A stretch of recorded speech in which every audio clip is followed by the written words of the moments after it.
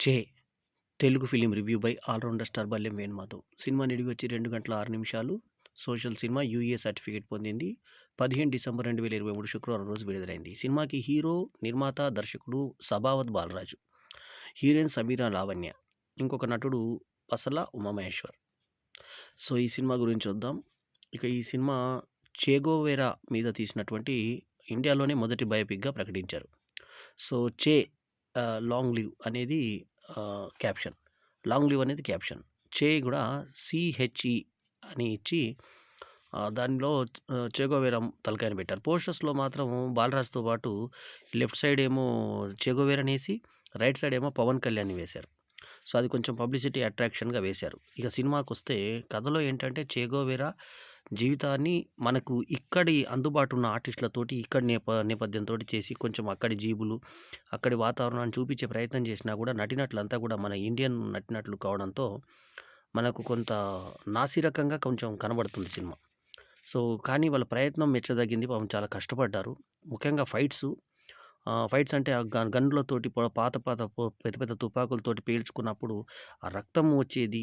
అవి సెన్సార్‌లు కొన్ని అక్కడక్కడ మార్ఫింగ్ చేషినా కూడా, ఆ రక్తం వచ్చే సన్నివేశాలు కూడా చాలా సహజంగా పెద్ద సినిమాల్లో ఉన్న విధంగా బాంబులు పేల్చినప్పుడు గానీ, ఆ బుల్లెట్ తగిలినప్పుడు గానీ అది బాగుంటుంది. ఇక 'సబావత్ బాలరాజు' నటన కన్నా కూడా పాత్రలో లీనమైపోయాడన్నట్టు చెప్పుకోవచ్చు.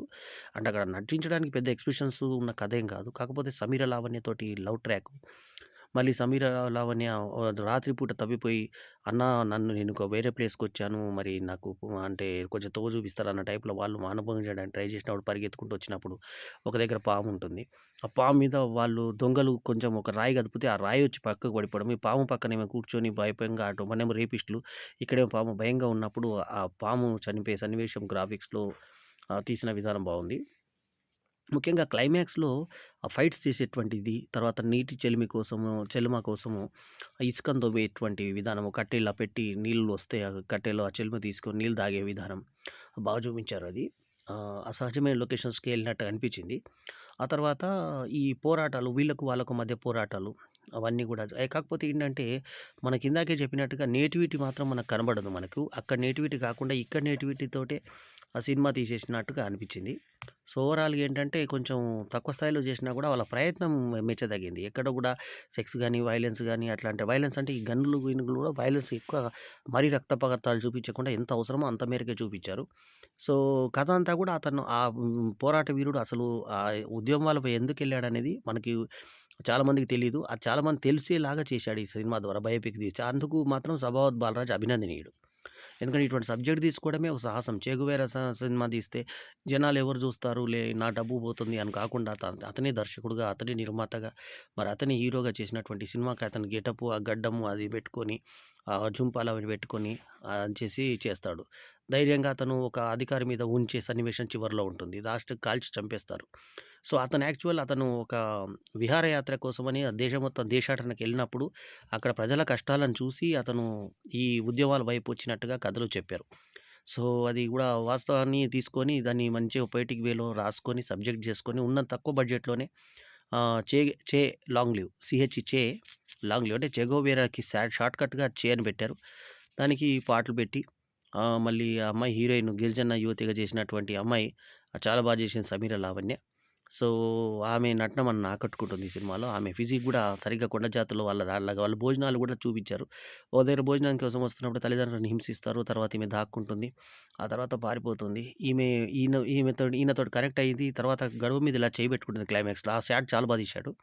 పెట్టుకున్నప్పుడు వాళ్ళిద్దరూ శారీరకంగా ఒకటేరన్నట్టుగా మనకొక రివీల్ షాట్ ఏసేసి ఆమె అతని యొక్క కొడుకు, ఈమె గర్భం గర్భంలో కొడుకు గాని, పాప గాని వీళ్ళ గర్భంలో పెరిగారు అన్నట్టుగా ఒక కాన్సెప్ట్ ఇస్తూ ముగించడం అనేది బావుంది.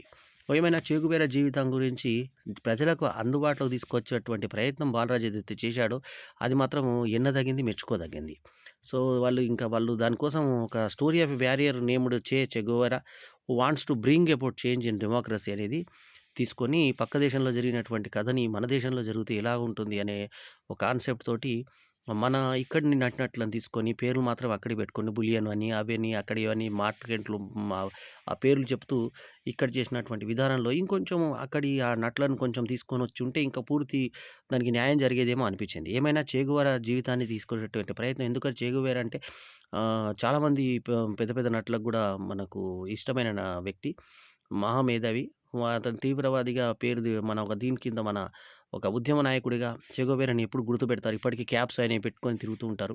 సో, అటువంటి ఒక మహానుభావుని యొక్క కథని జనాలకు తీసుకొచ్చేటువంటి సత్సంకల్పం మీద డబ్బు రాకపోయినా పర్లేదు, వ్యాపార దృక్పథం ఏమి లేకుండా ఇట్లాంటి సినిమా తీయడం. సినిమా అంతా పోరాటాలే కనబడతాయి మనకు. అతని ఉద్యమ నాయకుడిగా ఏ రకంగా ఎదిగాడు, ఆ తర్వాత ఏ రకంగా పోరాటం చేశాడు, ఆయన జీవితంలో అమ్మాయి ఏ రకంగా ప్రవేశించింది, ఆ ప్రయాణంలో ఆయన ఏ రకంగా ఎదుర్కొన్నాడు. సో, ఈ ఎదురుదాడులు ఏ రకంగా జరిగాయి, ఊరూరికే ఏ రకంగా ఎళ్లారు, అప్పుడు పోలీసులు వీళ్ళని హెల్ప్ చేసిన వాళ్ళకి వాళ్ళు అమ్మాయిలని రేప్ చేస్తారని, తర్వాత దోచుకుంటారని రకరకాలుగా చెప్పినా కూడా ప్రజల సానుభూతి ఏ రకంగా పొందారు, ఆ తర్వాత నాయకుడు ఏ రకంగా ఎదిగాడు అనేది ఆ బుల్లెట్‌లో పేల్చుడు, ఆ పాత టైపు ఆ తుపాకులు ఏ రకంగా ఉండేవి, గుండ్లు ఏ రకంగా పెట్టారు, ఏ రకంగా పేల్చారనేది చాలా స్పష్టంగా చూపించే ప్రయత్నం చేశాడు బాలరాజు. తను ఉన్నంత బడ్జెట్‌లో మంచి స్క్రిప్ట్ రాసుకొని ఏదో చక్కగా చేసే ప్రయత్నం అయితే మనం మెచ్చదగింది. ఎందుకంటే ఇది వ్యాపారాంశంతో తీయలేదని మనకు అర్థమవుతూనే ఉంది. సో, దీంట్లో డబ్బులు తిరిగొస్తాయా రాదా అనే దాన్ని లేకుండా వాళ్ళు కష్టపడి చేసినారు కాబట్టి ఆ ప్రయత్నానికి మెచ్చుకోవాలి. చివరాట దాకా ఇటు పోరాట, అటు పోరాటాలు, ఆ గన్నులు అవన్నీ పెట్టుకొని ఉన్నంతలో తీసేటువంటి తుపాకులు, పాత తుపాకులను కూడా చూపించే ప్రయత్నం చేశాడు బాలరాజు. సో, ఇక అతను నటనలో అంటే ఆయన నటన అనే కన్నా కూడా నేను ఇందాక చెప్పినట్టుగా అతను జస్ట్ ఆయనలా బిహేవ్ చేశాడంతే. ఆ బిహేవ్ చేసే దాంట్లో అతను కృతకృత్యుడయ్యానని చెప్పాలి. ముఖ్యంగా 'సమీర లావణ్య' మార్కులు కొట్టేస్తుంది. మిగతా నటునటులలో విలన్స్‌గా చేసిన వాళ్ళు కూడా చాలా అంటే పోలీస్ అధికారులుగా వాళ్ళు చేసిన వాళ్ళు కూడా అందరూ బాగా రాణించే ప్రయత్నం చేశారు. సో, ఓవరాల్‌గా ఈ సినిమాకు నేనిస్తున్నటువంటి రేటింగ్ 2.25/5.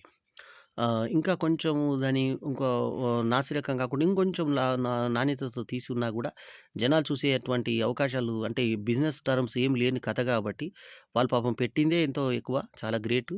వాళ్ళ ప్రయత్నానికి మాత్రం హ్యాట్స్ ఆఫ్. ఎందుకంటే 'చేగోరా' లాంటి ఒక మహానుభావుని ఇతివృత్తాన్ని తీసేటువంటి ప్రయత్నం చేయడం ఎన్నదగింది. ఆయన అభిమానులందరూ చూడాలన్న తాపత్రయంతో 'చే లాంగ్ లివ్' అనే పేరుతో చేసినటువంటి ఈ ప్రయత్నాన్ని హర్షిస్తూ సబావత్ బాలరాజు కనీసము కొందరు అంటే ఓటీటీ ప్లాట్‌ఫామ్‌లోన ఈ సినిమాకి కొద్దో గొప్పో డబ్బులు రావాలని కోరుకుంటూ, ఇటువంటి బయోపిక్ తీసేటువంటి ప్రయత్నం తెలుగులో జరిగినందుకు అది భారతదేశంలో మొదటి 'చేగోవారా' మీద చేసినటువంటి బయోపిక్ కావడం అభినందనీయమని చెప్పి మరోసారి సబావత్ బాలరాజుకి, అతనికొచ్చిన ఆలోచనకి, అతను పడ్డ కష్టానికి కనీసం టికెట్ ధరనన్న పెట్టి నేనైతే రూ. 150 పెట్టి శాంతి థియేటర్‌లో చూశాను. నేను చూసినప్పుడు బాల్కనీలో నేనొక్కడినే ఉన్నాను. అట్లా కాకుండా కనీసం ఆ మహానుభావుని మీద పేరుతోటన్న 'చేగోవేరా' జీవితాన్ని చూడాలన్న తలంపుతోటన్న జనాలు రావాలని మరీ కోరుకుంటూ, మరి ఈ రివ్యూ గనుక మీకు నచ్చితే లైక్ చేయండి, కామెంట్ చేయండి, షేర్ చేయండి. మా ఛానెల్‌కు తప్పకుండా సబ్స్క్రైబ్ చేయండి ఎల్లప్పుడూ. మీ ఆదరాభిమానాలను ఆశించే me all rounder star Ballem Venumadhav. నమస్తే. జై హింద్.